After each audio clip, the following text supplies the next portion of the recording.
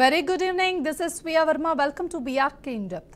నిజాం నిరంకుశ పాలనకు వ్యతిరేకంగా సాగిన ప్రజా పోరాటమే తెలంగాణ సాయుధ పోరాటం.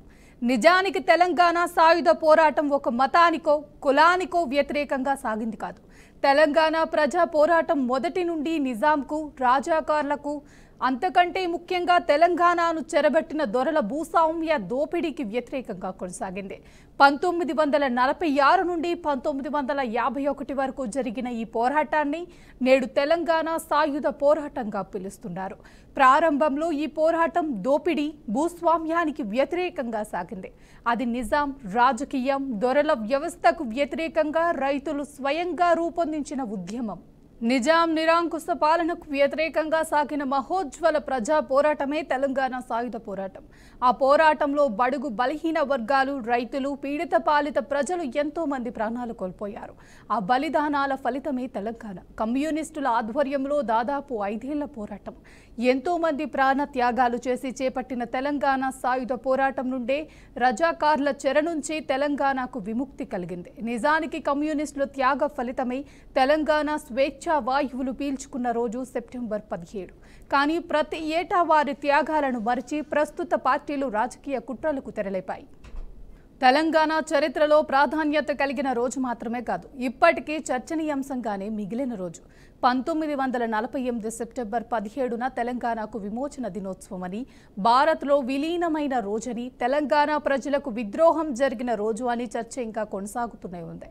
చరిత్రలో పీడిత ప్రజల విముక్తి కోసం పోరాడి ప్రాణాలర్పించిన కమ్యూనిస్టుల పాత్రను కనుమరుగ చేసే కుట్రలు జరుగుతున్నాయి.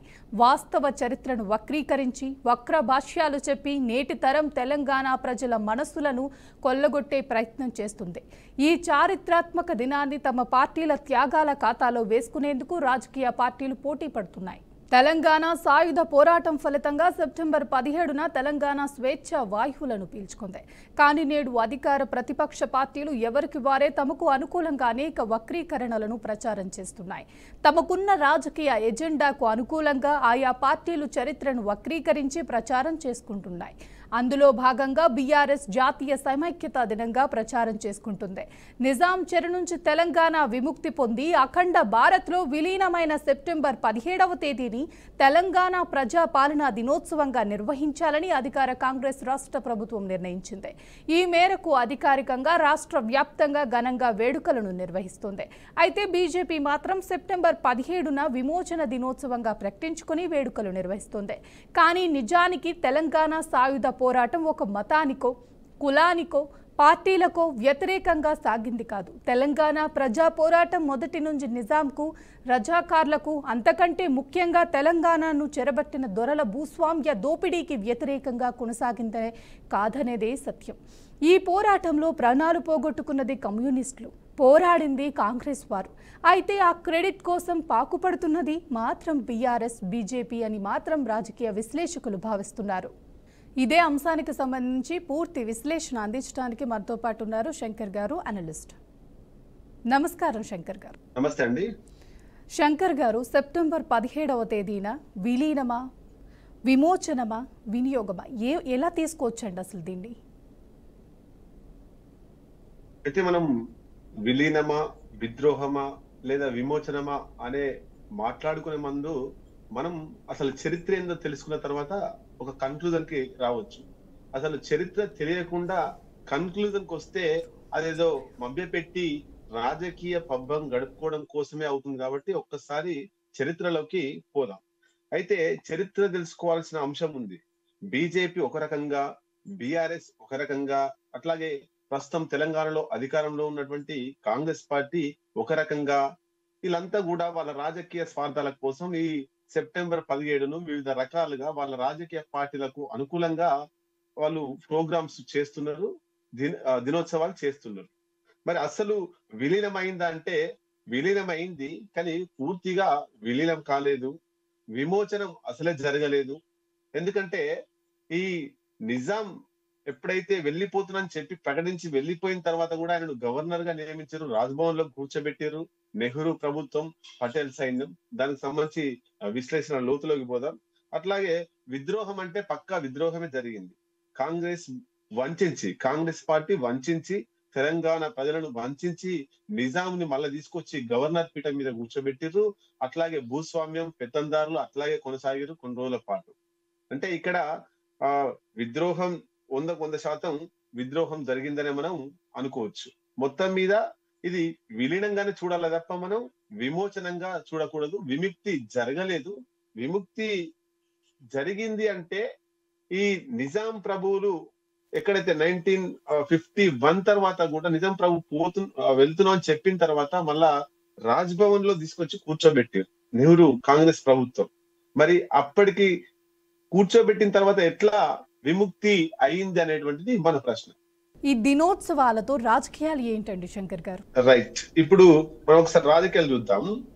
సెప్టెంబర్ 17, 1948 ఈ అంశం మీదనే ఎప్పుడు సెప్టెంబర్ వచ్చినా 17 వచ్చినా రకరకాల పార్టీలు, రాజకీయ పార్టీలు వాళ్ళ పార్టీలకు అనుగుణంగా జరుపుతా ఉన్నారు. అయితే భారతదేశంలో నిజాం కలవడానికి ఒప్పుకోలేదు ఆయన. నిజాం మన భారతదేశంలో కలవడానికి, స్వతంత్ర భారత్ లో తెలంగాణ విలీనం చేయడానికి నానా ఇబ్బందులు పడ్డాడు. అయితే ఆ తప్పని పరిస్థితుల్లో మన భారత్ లో విలీనం చేయాల్సి వచ్చింది. అయితే నెహ్రూ ప్రభుత్వం నిజాం ఒక ఒప్పందానికి వచ్చారు. ఏ ఒప్పందానికి అన్నప్పుడు నిజాం ప్రభుత్వానికే మళ్ళీ ఆయనకు రాజరికం ఇచ్చి గవర్నర్ గా మన రాష్ట్రంలో కూర్చోబెట్టిండు. మీరు గూగుల్లో చూస్తే వస్తుంది మన తెలంగాణకు సంబంధించి ఎవరు గవర్నర్, మొదటి గవర్నర్ ఎవరని చూస్తే వస్తుంది. అంటే ఇక్కడ భూస్వామ్యం పోలేదు, అట్లాగే ఆ నిజాం చేతిలో అధికారాలు పోలేదు, నిజాం ప్రభు మన రాష్ట్రం నుంచి వెళ్ళి పోలేదు. ఇట్లా మనం చూసినప్పుడు ఈ రాజకీయ పార్టీలు బీజేపీ విమోచన అంటుంది. విమోచన అన్నప్పుడు మన తెలంగాణను వదిలిపెట్టి పూర్తిగా వెళ్ళిపోయిర్రా అంటే వెళ్ళిపోలేదు. ఇక బీఆర్ఎస్ ఏంది, జాతీయ సమైక్యత అంటుంది. మరి అసలు విలీనం అనాలి కదా. విలీనం అంటే ముస్లిం ఓట్లు ఎక్కడ దూరం అవుతాయనే ఉద్దేశంతో బీఆర్ఎస్ పార్టీ జాతీయ సమైక్యత అనేటువంటిది తీసుకొచ్చింది. ఇక కాంగ్రెస్ పార్టీ ప్రజాపాలన అని చెప్తుంది. కాంగ్రెస్ పార్టీ కూడా అంతే. విలీనం అని చెప్తే ఎంఐఎంలు ఓట్లు రావు, రాబోయే ఎన్నికలలో ముస్లిం ఓట్లు రావు. కాబట్టి విలీనం అనే కంటే ప్రజాపాలన అంటే ఏలూళ్ళు ఉండదు, కాంగ్రెస్ పార్టీకి నష్టం ఉండదు అనేటువంటిది బీజేపీ విమోచన అని, కాంగ్రెస్ పార్టీ ప్రజాపాలన అని, బీఆర్ఎస్ పార్టీ జాతీయ సమైక్యత అని 3 పార్టీలు 3 రకాలుగా ఉన్నాయి. మరి అసలు విషయం ఏంటి అంటే ఇక్కడ ఈ రాజకీయ కోణంలో బీజేపీ ఇంకొకటి కోణం చూపిస్తుంది. హిందూ ముస్లిం గొడవగా చూపించే ప్రయత్నం బీజేపీ చూపిస్తుంది. అసలు బీజేపీకి ఈ తెలంగాణ సాయుధ రైతాంగ పోరాటానికి ఏం సంబంధం? ఫస్ట్ మన ప్రశ్న. బీజేపీ ఆ తెలంగాణ సాయుధ పోరాటం జరిగేటప్పుడు బీజేపీ పార్టీ ఏర్పడలేదు. 1980s లో బీజేపీ పార్టీ ఏర్పడింది అందరికి తెలిసిందే. మరి అప్పుడు లేనటువంటి పార్టీ ఎట్లా విమోచన అని ఎట్లా అంటుంది అంటే చరిత్రను వక్రీకరించడంలో బీజేపీ ముందంజలో ఉందని మనం అనుకోవచ్చు. రజాకార్ సినిమా తీసిర్రు. యాదాద్రి భువనగిరి జిల్లాకు సంబంధించినటువంటి ఒక బీజేపీ నాయకుడు రజాకార్ సినిమా తీసిండు. రజాకార్ సినిమా మూవీలో ఈ తెలంగాణ సాయుధ పోరాటం ఎట్లా జరిగిందో చూపెట్టకుండా హిందువులు ముస్లింల మధ్య గొడవ పెట్టే ప్రయత్నం చేసిరు. అంటే బీజేపీ వైఖరి ఆ సినిమాలో స్పష్టంగా కనిపించింది. అంటే ఇప్పుడు బీజేపీ కూడా తెలంగాణ సాయుధ పోరాటాన్ని ఇక్కడ రాజకీయ కోణంలో వాళ్ళకు లబ్ధి చేకూర్చే విధంలో, మతోన్మాదాన్ని రెచ్చగొట్టే విధంలో, హిందువులకు ముస్లింలకు మళ్ళొక్కసారి గొడవలు పెట్టే కోణంలో ఎవరిక్కడ నిజాం ప్రభువు ముస్లిం, ఇక్కడ ఉండేటువంటి ప్రజలు హిందువులు. ఈ హిందువులకు ముస్లిం ప్రభువుకు జరిగినటువంటి గొడవనే ఈ తెలంగాణ సాయుధ పోరాటం అని చెప్పేసి బీజేపీ అంటుంది. మరి నేను ప్రశ్నిస్తున్నా, షోయబుల్లా ఖాన్ ఆయన గొప్ప రచయిత, గొప్ప కవి, మంచి కమ్యూనిస్టు నాయకుడు. ఆయన ఈ నిజాం ప్రభువులకు వ్యతిరేకంగా, నిజాం దోపిడికి వ్యతిరేకంగా, నిజాం పాలనకు వ్యతిరేకంగా అనేక రచనలు చేసిండు, అనేక కవిత్వాలు రాసిండు. ఆ రచనలను చూడలేక, ఆ కవిత్వాలను తట్టుకోలేక ఆయన 2 చేతులను కూడా నరికించారు. షోయబుల్లా ఖాన్ ఆయన ముస్లిం నిజాంకు వ్యతిరేకంగా పోరాడిండు. మరి ఇది ముస్లిం హిందూ ఎట్లా పోరాటం అవుతుంది అనేది ఒకటి ప్రశ్న. అట్లాగే నిజాంకి నాయకుడు అనేటువంటి కాసిం రజ్వీ, నిజాం సైన్యానికి ఉపాధ్యక్షుడైనటువంటి ఈ విష్ణూరు రామచంద్రారెడ్డి అంటే ఆయన హిందువు, కాసిం రజ్వీ అంటే ఆయన ముస్లిము. ఈ ఇద్దరు కూడా నిజాంకి అనుకూలంగానే చేసిరు కదా. మరి ఈ భూస్వాములు, తెలంగాణలో ఉండేటువంటి భూస్వాములు, దొరలు, పెట్టుబడిదారులు, ఈ పటేల్ పట్వారి వ్యవస్థ అంతా కూడా హిందువులే కదా. మరి వాళ్ళు నిజాంకు కొమ్ము కాసిరు కదా. ఇది హిందూ ముస్లిం గొడవ ఎట్లయితది అనేటువంటిది బీజేపీ నాయకులు చెప్పాల్సిన అవసరం ఉన్నది. ఏదేమైనా రకరకాల రాజకీయాల కోసం మొత్తం మీద 10 లక్షల ఎకరాలు ఈ కమ్యూనిస్టుల నాయకత్వంలో ఈ తెలంగాణలో పంచిర్రు. 4,500 మందికి పైగా ప్రాణాలు పోగొట్టుకున్నారు. ఈ కమ్యూనిస్టు నాయకుల నాయకత్వంలో వివిధ దళాలుగా ఏర్పడి, గ్రామ స్థాయిలో దళాలుగా ఏర్పడి, గుత్పల సంఘాలంటూ, ఆంధ్ర మహాసభ అంటూ తెలంగాణ సాయుధ పోరాటంలో వివిధ రకాలుగా మహిళలు చాలా మంది పాల్గొని, మల్లు స్వరాజ్యం లాంటి వాళ్ళు, భీమిరెడ్డి నరసింహారెడ్డి, బద్దం ఎల్లారెడ్డి, రావి నారాయణ రెడ్డి, దొడ్డి కొమరయ్య, చాకలి ఐలమ్మ ఇలాంటి ఎంతో మంది నాయకులు తమ ప్రాణాలు సైతం లెక్క చేయకుండా కొట్లాడి తెలంగాణకు సంబంధించి సాయుధ పోరాటం చేస్తే అది హిందూ ముస్లిం కొట్లాటగా చిత్రీకరిస్తున్నారు నేటి పాలకులు. ఈ కాంగ్రెస్ ప్రభుత్వం దాన్ని ఖండించాల్సింది పోయి ముస్లిం ఓటర్లు దూరం అవుతారనే ఉద్దేశంతో అది ఖండించకుండా ఇటు ముస్లిం విలీన దినోత్సవం అనకుండా, ఇటు విమోచన దినోత్సవం అనకుండా మధ్య రకంగా ప్రజాపాలన అంటూ పబ్బం గడుపుకుంటారు కాంగ్రెస్ వాళ్ళు. శంకర్ గారు, ఈ రాజకీయ పార్టీలు నేటి తరం తెలంగాణ ప్రజల మనసులని కొల్లగొట్టే ప్రయత్నం ఎంతవరకు వచ్చిందండి? ఇప్పుడు రాజకీయ పార్టీల నాయకులు వాళ్ళ స్వార్థం కోసం, అంటే రాజకీయ నాయకుల వాళ్ళ వ్యక్తిగత స్వార్థం కోసం కావచ్చు, లేదా వాళ్ళ పార్టీ ప్రయోజనాల కంటే ముఖ్యమైనది ఏం లేదు. అలా పార్టీ ప్రయోజనాలు వాళ్ళు రాజకీయంగా ఎదగడం కోసం ఏమైనా చేస్తారు. ఇంతకుముందు చెప్పిన నేను, ఏదైనా మతం రంగు పులిమే దిశగానే ఈ రాజకీయ పార్టీలు పోతున్నాయి. దాన్ని కొన్ని పార్టీలు సెక్యులర్ పార్టీలని ఖండించాల్సింది పోయి కూడా అవి కూడా ఖండించడం లేదు. ప్రతిదీ రాజకీయ కోణంలో, ప్రతిదీ మతం కోణంలో చూడాల్సిన అవసరం లేదు. అంటే రాజకీయాన్ని రాజకీయం చేయాలి, మతాన్ని మతంగానే చూడాలి తప్ప ప్రతి విషయంలో మతోన్మాదం కోణంలో, మతం కోణంలో, రాజకీయ కోణంలో చూస్తే అభివృద్ధికి ఆటంకం కలిగే అవకాశాలు కూడా ఉంటాయి. శంకర్ గారు, త్యాగాలు చేసింది కమ్యూనిస్టులు, బడుగు వర్గాలు, బలహీన వర్గాలు అయితే ఈ రాజకీయ పార్టీలు మేం చేశామని మీద వేసుకోవడం ఏ విధంగా చూసుకోవచ్చు అంటారు? తెలంగాణ సాయుధ పోరాటమే భూమి కోసం, భుక్తి కోసం, వెట్టి చాకిరి అంతం కోసం జరిగింది. ఎంతో మంది ప్రాణాలు ఇక్కడ పోరాటం చేసిరు. అసలు ఒక రకంగా చెప్పాలంటే ప్రపంచంలోనే, భారతదేశంలోనే ఒక సువర్ణ అక్షరాలతో లిఖించదగ్గటువంటి గొప్ప పోరాటం ఏదైనా ఉంది అంటే అది తెలంగాణ సాయుధ పోరాటం. ఈ సాయుధ పోరాటానికి సంబంధించి అంటే ఇక్కడ ఏమిటంటే ఎక్కువ ఈ వాట్సాప్, సోషల్ మీడియాలో ఫేక్లన్నీ కూడా నిజాలు అబద్ధాలు గాను, అబద్ధాలు నిజాలు గాను, ఒక్కొక్క అబద్ధం 100 సార్లు నిజమంటే నిజమైపోతుంది, ఒక నిజం 100 సార్లు అబద్ధమని సోషల్ మీడియాలో ప్రచారం చేస్తే అది కాస్త మారుతుంది. అంటే ఇక్కడ సోషల్ మీడియా ఇన్ఫ్లుయెన్స్ ద్వారా ఎక్కువగా నిజం అబద్ధమవుతుంది, అబద్ధం నిజం అవుతుంది. మనం చూడొచ్చు తెలంగాణ సాయుధ పోరాటం చూస్తే ఇక్కడ వాళ్ళ కడుపు కోతల్లో నుంచి వచ్చి, వాళ్ళ గుండెల్లో నుంచి బాధలు వచ్చి తట్టుకోలేక ఇక్కడ ఒక పోరాటం జరిగితే ముస్లింల, హిందువుల మతాల మధ్య గొడవలుగా చిత్రీకరించే ప్రయత్నం చేస్తున్నారు. అంటే రాజకీయ పార్టీలు ప్రతి ఒక్కరు కూడా వాళ్ళ స్వార్థం కోసము, వాళ్ళ రాజకీయ పార్టీల పెరగడం కోసమో, సీట్ల కోసమో, ఓట్ల కోసమో ఇక్కడ చేస్తున్నారు తప్ప నిజమైనటువంటి కమ్యూనిస్టుల పోరాట ఫలితమే అనేటువంటిది చెప్పే దమ్ము ధైర్యం ఈ రాష్ట్రంలో ఏ రాజకీయ పార్టీ కన్నా ఉన్నదా? ఏ ఒక్క రాజకీయ పార్టీ కూడా కమ్యూనిస్ట్ పార్టీల పోరాట ఫలితాన్ని చెప్పేటువంటి ప్రయత్నం చేయడం లేదు. వాస్తవంగా కమ్యూనిస్టు లేకపోతే తెలంగాణ సాయుధ పోరాటమే లేదు. మీరు చూడొచ్చు, ఈ రోజు తెలంగాణలో ఏ ఊరికన్నా పోతే ఆ ఊర్లో ఖచ్చితంగా ఒక తెలంగాణ సాయుధ పోరాట వీరుడు ఉంటాడు. ఆ వీరుడి యొక్క ఆనవాళ్ళు ఉంటాయి, స్తూపాలు ఉంటాయి. ఆ ఊర్లలో ఏదో ఒక దగ్గర నిజాం కట్టినటువంటి, దొరలు కట్టినటువంటి గడీలు ఉంటాయి. మరి గడీలన్నీ సంబంధించినవి హిందువులకు సంబంధించి. వీళ్ళ మీద పెత్తందారి ఎవరు? నిజాం ప్రభు అన్నప్పుడు ఈ క్రెడిట్ అంతా కూడా కొట్లాడింది, ప్రాణాలు కోల్పోయినంతా కూడా కమ్యూనిస్టులే కదా. మరి ఆ కమ్యూనిస్టులను శ్లాఘించకుండా, ఆ కమ్యూనిస్టులను గుర్తించకుండా, ఆ కమ్యూనిస్టులను కొనియాడకుండా ఈ రోజు ఎన్ని పార్టీలు ఏ పోరాటం చేసినా, ఏ ఉత్సవాలు చేసినా అంత వ్యర్థమే, శూన్యమే. కమ్యూనిస్ట్ పార్టీ క్రెడిట్ ఎందుకు తీసుకోలేకపోతుంది శంకర్ గారు? కమ్యూనిస్ట్ పార్టీ క్రెడిట్ కావాలని అడగడం, అది మనం అట్లాంటి ఆలోచన కూడా చేయకూడదు.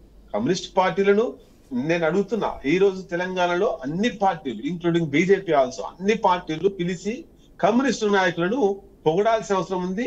ఉమ్మడి సభ పెట్టి, విలీన సభ పెట్టి అందరిని పొగిడి అప్పటి త్యాగాలను కొనియాడాల్సిన అవసరం ఉంది. అట్లాగే తెలంగాణ సాయుధ పోరాటంలో ప్రాణాలు అర్పించిన అందరినీ కూడా ఒక చోటికి ప్రభుత్వం ఆధ్వర్యంలో తీసుకొచ్చి అన్ని రాజకీయ పార్టీలు దానిలో పాల్గొని శ్లాఘించాలి తప్ప, కమ్యూనిస్టులు పోరాటం చేసిర్రు, ఆ పోరాటం చేసిరు తప్ప మేము పోరాటం చేసినాం, మమ్మల్ని గుర్తించుర్రి, మమ్మల్ని సన్మానించురు అని చెప్పారు కదా కమ్యూనిస్టులు. వాళ్ళకు ఓట్లతోటి సీట్లతోటి అవసరం లేదు కదా, వాళ్ళు పోరాటాలు చేసుకుంటూనే పోతుంటారు. తెలంగాణ సాయుధ పోరాటం చేసిర్రు, అట్లాగే స్వాతంత్ర ఉద్యమంలో పాల్గొన్నారు. అట్లాగే శంకర్ గారి పోరాటాలు అనేవి సామాన్య ప్రజల కోసమే కదా కమ్యూనిస్టులు చేసేది, వాళ్ళకు అందకుండా రాజకీయ నాయకుల చేతిలోకి వెళ్తే మరి ఏం చేయాలంటారు? ఇప్పుడు స్వేచ్ఛ వచ్చింది ప్రజలకు అనుకోవాలా, లేకపోతే రాజకీయ నాయకులకు అనుకోవాలా?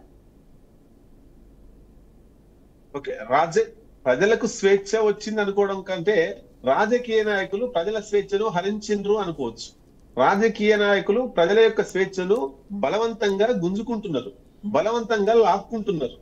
అంటే ఈ ప్రజలకు విషయం ఏందో అర్థం కాకుండా రాజకీయ నాయకుల విధానాలు అట్లా ఉంటున్నాయి. ప్రజలను అర్థం చేసుకోలేని పరిస్థితులకి నెట్టేస్తున్నారు ఈ ప్రభుత్వాలు. ప్రభుత్వం అయినా రాజకీయ పార్టీలు అయినా సరే. కమ్యూనిస్టులకు రావాల్సినటువంటి క్రెడిట్ ను బీజేపీలు వక్ర మార్గంలో వక్రీకరించి వేరే రూట్లకు తీసుకుపోతున్నారు.